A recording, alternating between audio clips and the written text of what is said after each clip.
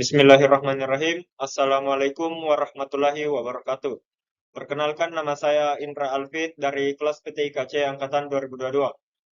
Kali ini saya akan menjelaskan materi arsitektur protokol pada mata kuliah komunikasi data. Pengertian arsitektur protokol. Arsitektur protokol adalah suatu rancangan atau model yang digunakan untuk merancang, mengembangkan, dan mengimplementasikan protokol jaringan. Arsitektur protokol bertujuan untuk memastikan bahwa protokol jaringan yang dibangun dapat berinteraksi dengan perangkat lunak atau perangkat keras lainnya dalam jaringan komputer, serta memastikan bahwa protokol tersebut dapat berjalan dengan efektif dan efisien.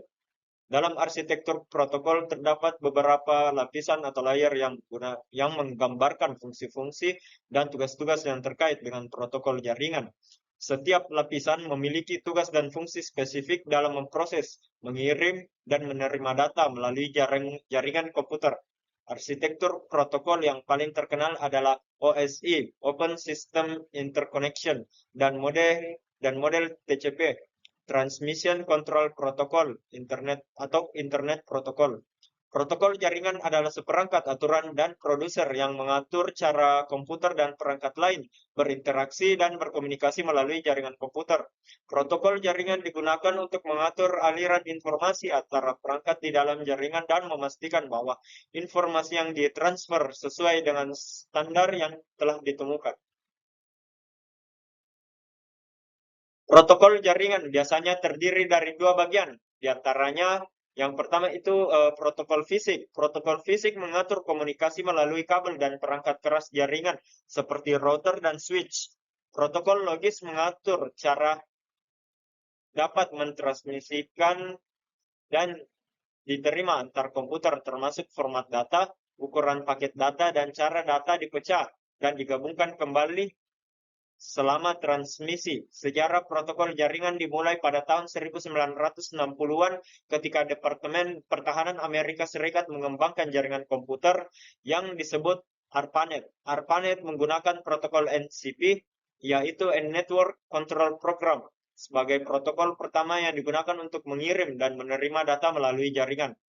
Kedua, protokol logis. Protokol logis merujuk pada aturan dan produser yang digunakan untuk mengatur aliran data dan informasi antara dua atau lebih sistem atau komputer yang saling terhubung. Protokol logis ini terdiri dari sejumlah instruksi dan perintah yang digunakan untuk mengatur cara dikirim, diterima, dan diolah oleh sistem atau komputer yang terlibat. Beberapa contoh protokol logis yang umum digunakan adalah TCP, atau Transmission Control Protocol, UDP, User Datagram Protocol, HTTP, Hypertext Transfer Protocol, FTP, File Transfer Protocol, dan banyak lagi. Setiap protokol ini memiliki fungsi dan fitur yang unik dan dirancang untuk digunakan dalam situasi yang berbeda. Pada elemen protokol jaringan, yang pertama itu ada sintaks. Sintaks pada protokol merujuk pada format atau struktur dari pesan atau data yang dikirim melalui jaringan. Sintaks ini menentukan bagaimana pesan atau data harus dibentuk, disusun agar dapat diterima dan diproses oleh perangkat jaringan penerima. Sintaks pada protokol mencakup format dan urutan bit, byte, dan file dalam satu pesan atau data yang dikirim. Contoh sintaks pada protokol adalah struktur dari header pada protokol TCP, Transmission Control Protocol. Header pada TCP mengandung beberapa field seperti nomor urut, nomor acak, panjang data, checksum. Sintaks header TCP harus diikuti oleh perangkat pengirim dan penerima untuk memastikan pesan atau data dapat dikirim dan diterima dengan benar. Kedua, semantik. Semantik pada protokol merujuk pada arti atau makna dari data atau pesan yang dikirim melalui jaringan. Semantik ini menentukan bagaimana pesan atau data harus dipahami dan diinterpretasikan oleh jaringan penerima. Semantik pada protokol mencakup aturan dan prosedur untuk memproses data atau pesan, serta keputusan-keputusan yang diambil berdasarkan data atau pesan yang diterima. Contoh semantik pada protokol adalah protokol HTTP, yang digunakan untuk mengirim dan menerima protokol dokumen hypertext atau HTML di web. Semantik pada protokol HTTP menentukan bagaimana perangkat pengirim dan penerima harus berinteraksi dan berkomunikasi untuk meminta dan memberikan dokumen HTML.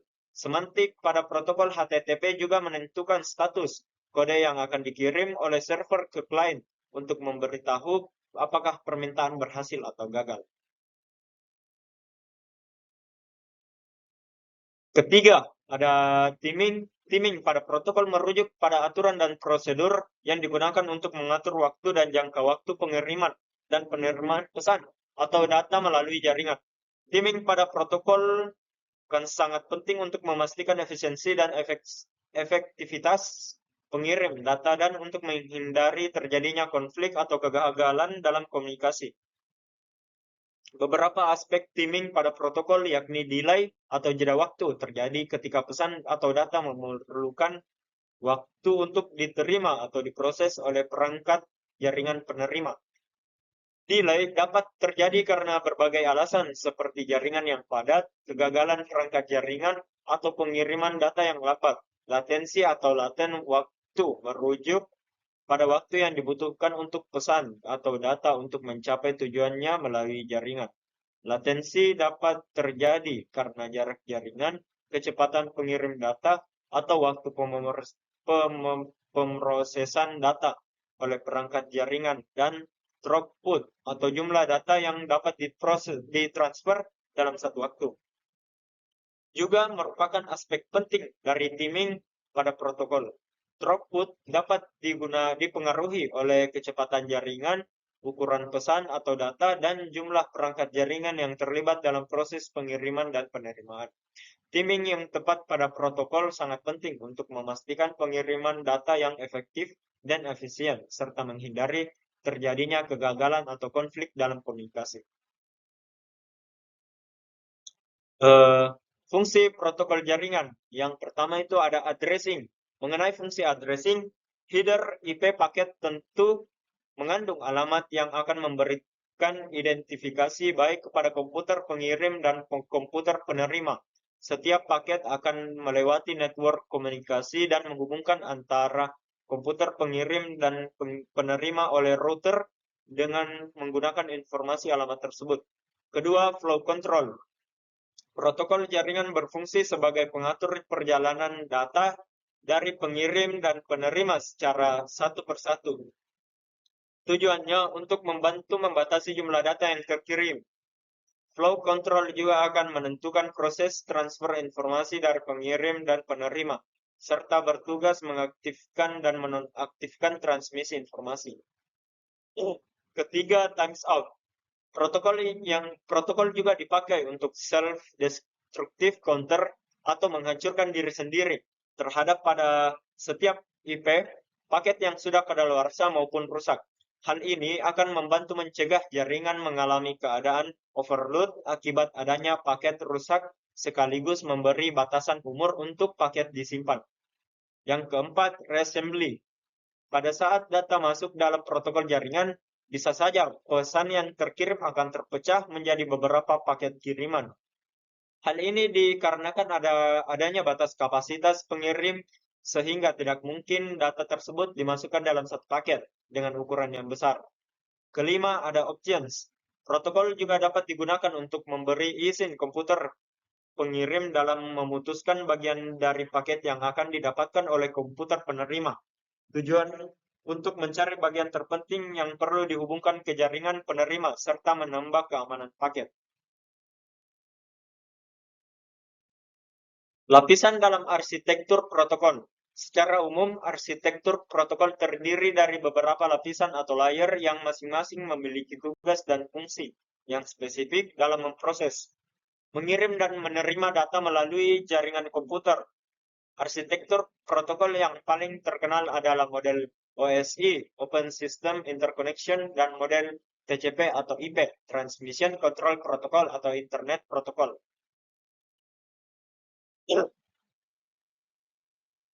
Pada protokol TCP atau IP adalah singkatan dari Transmission Control Protocol atau Internet Protocol. TCP atau IP merupakan standar komunikasi data yang digunakan untuk dalam proses tukar-menukar data dari satu komputer ke komputer lain pada jaringan internet. Karena berupa kumpulan protokol atau protokol suite, maka protokol ini tidaklah mampu berdiri sendiri. TCP merupakan yang paling banyak dipakai pada saat ini. Data tersebut diimplementasikan dalam bentuk software atau perangkat lunak pada sistem operasi.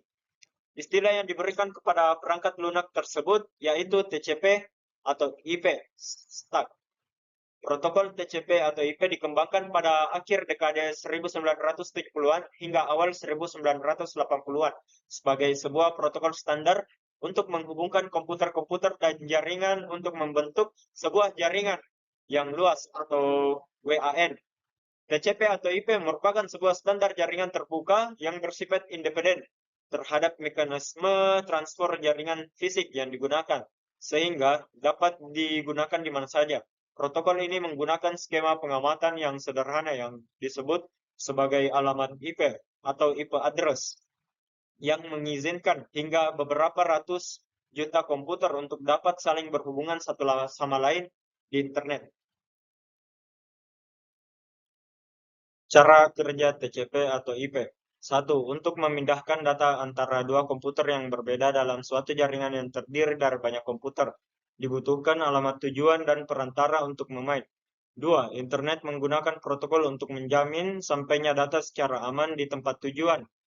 3. Saat seorang pengguna internet pengirim sekelompok teks ke mesin lain, TCP atau IP mulai bekerja. TCP membagi teks tersebut menjadi paket-paket data kecil, menambahkan beberapa informasi dapat dianggap sebagai pengiriman barang, sehingga komputer penerima memastikan bahwa paket yang diterimanya tidak mengalami kerusakan sepanjang pengiriman. 4. Deretan paket-paket TCP atau IP berjalan menuju tujuan yang sama dengan menggunakan berbagai jalur yang berbeda.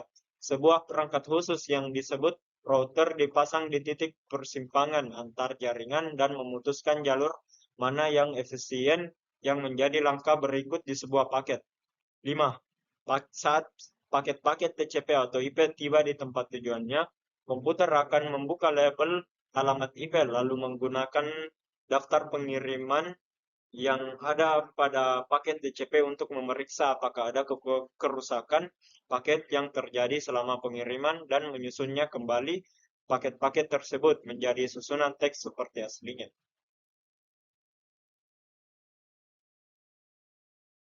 Sekian dari saya, kurang dan lebihnya mohon dimaafkan. Wassalamualaikum warahmatullahi wabarakatuh.